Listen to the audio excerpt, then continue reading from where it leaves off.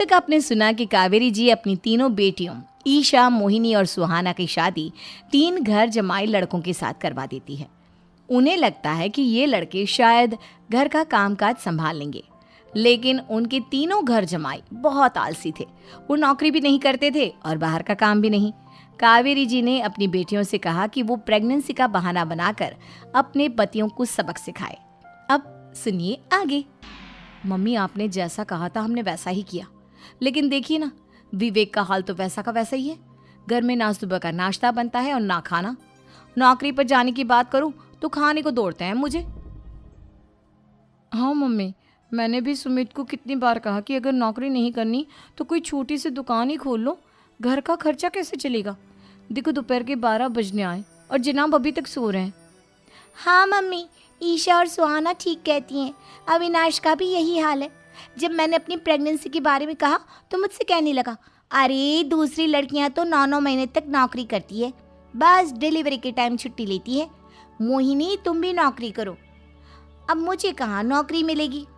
Mummy बताओ अब मैं क्या करूँ। हे भगवान, क्या सोचकर घर जमाई दामाद लाई थी मैं कि मेरी बेटियां मेरे पास रहेंगी और खुश रहेंगी, लेकिन इन आलसी दामादों ने तो हमारी जिंदगी को भी प्रॉब्लम में डाल दिया है। मैं तो कहती हूँ मम्मी, हम लोग वापस अपनी जॉब पर जाना शुरू कर देते हैं। बता देते हैं इन लोगों को कि हमने प्रेगनेंसी का बहाना किया है। नहीं नहीं बेटा, ऐसी गलती भी मत करना। अगर तुमने ऐसा किया तो इन तीनों की आदत और ख़राब हो जाएगी। अरे आज नहीं तो कल कभी तो तुम प्रेग्नेंट होगी, तब वापस यही प्रॉब्लम आएगी। तब क्या करोगी तुम तीनों। हाँ मम्मी, आपकी बात तो बिल्कुल सही है। इन लोगों को तो सुधारना ही पड़ेगा। लेकिन कैसे? अपने बच्चों के आने की खबर सुनकर भी इन लोगों पर कोई असर नहीं हो रहा। पैसे कमाने के लिए घर से बाहर निकलना ही नहीं चाहते ये तीनों। अब मेरे दिमाग में एक प्लान आया है। तुम तीनों चिंता मत करो, उन तीनों को बुलाओ, फिर मैं बात करती हूँ। थोड़ी देर बाद कावेरी जी अपने तीनों दामादों को सामने बुलाकर अपनी बात कहना शुरू करती हैं। अविनाश, सुमित और विवेक, देखो बेटा, मैं ना तुम तीनों से बड़ा प्यार करती हूँ, इसीलिए तो तुम्हें घर जमाई बना कर रखा है मैंने। अरे मम्मी जी, सीधे सीधे कहिए ना, क्या बात है। प्यार तो हम भी आपको बहुत करते हैं। अरे मम्मी जी, आपकी इज्जत भी बहुत करते हैं। अरे भाई, आपके जैसी सास और कमाने वाली बीवी सबको मिलती है क्या? हाँ मम्मी, विवेक और सुमित ठीक कह रहे हैं। आपकी बेटी से शादी करके मेरी तो ज़िंदगी ही अच्छी हो गई है। जानती हूँ मैं, और ये भी जानती हूँ कि तुम तीनों अपने अपनी बीवियों से बहुत प्यार करते हो। बेटा, बात ऐसी है कि हमारे कुल गुरु ने कहा है कि प्रेग्नेंट होने के बाद मेरी तीनों बेटियां शुरू के 4 महीने हमारे गांव में जाकर रहेगी, जहां मेरे चाचा जी रहते हैं। अरे लेकिन क्यों मम्मी, गांव में जाकर रहने की क्या ज़रूरत है इन तीनों को। वो क्या है ना बेटा, हमारे परिवार को एक श्राप है। अगर मेरी बेटियों ने यहाँ पर बच्चा पैदा करने की कोशिश की तो उनके बच्चों को कुछ भी हो सकता है। इसलिए अब से लेकर 4 महीने पूरे होने तक इन्हें गांव वाले घर में रहना पड़ेगा। हाँ तो इसमें प्रॉब्लम क्या है मम्मी जी? हम भी वहाँ जाकर रहेंगे, पिकनिक मनाएंगे। अरे भाई, बीवी जहाँ हम भी वहाँ। हाँ यार, आइडिया तो बहुत अच्छा है। शहर की ज़िंदगी में रह रहकर परेशान हो चुके हैं, अब कुछ दिन गांव में बिताएंगे। तुम लोग समझने की कोशिश क्यों नहीं करते? तुम में से कोई भी वहाँ नहीं जा सकता, और मैं यहाँ रहूँगी ना तुम तीनों के साथ। 4 महीने की तो बात है, उसके बाद ये तीनों ही लौट कर आ जाएंगी। ठीक है मम्मी जी, अब हमारे बच्चों का सवाल है तो ये तो करना ही पड़ेगा। कावेरी अपनी तीनों बेटियों को कुछ दिन के लिए घर से बाहर कहीं दूसरे शहर में रहने के लिए भेज देती है। कुछ दिनों के बाद, अरे मम्मी जी, बहुत दिन से पिज्ज़ा नहीं खाया, मंगवाइए ना। क्या बताऊं बेटा, पहले तो बेटियां खर्चा दे देती थी क्योंकि उनकी नौकरी थी, लेकिन अब तो मेरे पास पैसे ही नहीं बचे। थोड़े बहुत पैसे हैं जो बच्चों की डिलीवरी में काम आएंगे। लेकिन मम्मी जी, आपकी बेटियों को वापस आने में तो अभी बहुत वक्त बाकी है। वही सोच सोच कर परेशान हो रही हूँ। सोच रही हूँ कल से दूध भी बंद करवा देती हूँ। अब दूध वाले को देने के लिए पैसे भी तो नहीं है ना। अरे नहीं नहीं मम्मी जी, अगर दूध भी बंद करवा दोगी तो मुझे चाय कहाँ से मिलेगी? और चाय के बिना मैं तो मर ही जाऊंगा। क्या करूं बेटा, इसके अलावा हमारे पास कोई ऑप्शन नहीं है। मेरे पास पैसे ही नहीं बचे।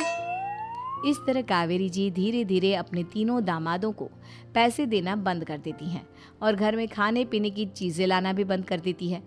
अब वो तीनों बुरी तरह से परेशान होने लगे थे और इसलिए एक दिन तीनों प्लान करके घर से बाहर निकलते हैं और बाजार में जाने के बाद यार अच्छा खाना खाए हुए कितने दिन हो गए, पता नहीं कब अच्छा खाना मिलेगा। हमारी बीवियों के जाने के बाद तो हमारी हालत भिखारियों जैसी हो गई है यार। कुछ भी हो, मुझे तो आज पिज्ज़ा खाना ही खाना है। जेब में 1 रुपया नहीं है और पिज्ज़ा खाएगा, कहाँ से आएंगे पैसे? अरे देख वहाँ सामने बोर्ड पर क्या लिखा हुआ है, कंप्यूटर पर काम करने के लिए एक आदमी की आवश्यकता है। भाई मैं तो जा रहा हूँ, काम करूँगा और शाम तक पैसे लाकर आराम से पिज्ज़ा खाऊंगा। जा जा, तुझे कोई काम नहीं देने वाला, हम तो घर जा रहे हैं। चल भाई सुमित। सुमित और अविनाश वहाँ से चले जाते हैं और विवेक उस कंप्यूटर शॉप पर सारा दिन काम करके 5,000 रुपये कमा कर घर लौट कर आता है और अपने खाने के लिए अच्छी अच्छी चीज़ें भी लेकर आता है। ये देखकर विवेक और सुमित के दिल में भी कुछ पैसे कमाने की इच्छा जागती है। अरे सुबह सुबह कहाँ चल दिए तुम? मम्मी जी एक बहुत अच्छी जगह मिली है, कंप्यूटर पर काम करने के 5,000 मिले थे कल मुझे। अगर रोज़ काम करूँगा तो पूरे 40,000 की तनख्वाह।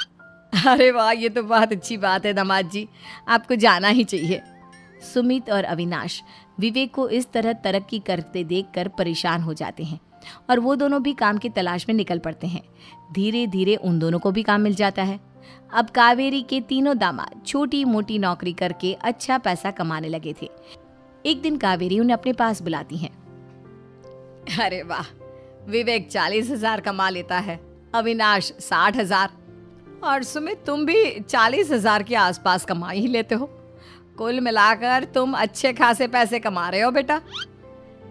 हाँ मम्मी जी, बहुत मज़ा आता है जब महीने के एंड में मोटी रकम हाथ में आती है। पूछिए मत मम्मी जी, घर में रहकर रोटी बना बना कर और तो जैसा महसूस होने लगा था मुझे तो। हाँ बेटा, तुम तीनों की बात तो बिल्कुल ठीक है। और जानते हो, अब तुम तीनों की पत्नियां भी वापस लौट कर आने वाली है। लेकिन मम्मी जी अभी तो उन्हें गए सिर्फ 2 महीने हुए हैं, आपने तो कहा था वो 4 महीने के बाद लौट कर आएंगी। ऐसा कुछ नहीं है बेटा, मैं सिर्फ तुम तीनों को सबक सिखाना चाहती थी कि आदमी घर में बैठकर बीवी की कमाई खाता हुआ अच्छा नहीं लगता। इस दुनिया में हर इंसान को मेहनत करनी चाहिए, काम करना चाहिए, चाहे वो औरत हो या आदमी, ताकि अपने परिवार को संभाल सके। कावेरी की बात सुनकर उन तीनों को अपनी गलती का एहसास होता है और कावेरी उन्हें सच बता देती है कि ईशा, सुहाना और मोहिनी शहर में ही कहीं दूसरी जगह रह रहे थे। शाम के वक्त उन तीनों की पत्नियां लौट कर आ जाती है और कावेरी जी का परिवार एक खुशहाल परिवार की तरह रहने लगता है।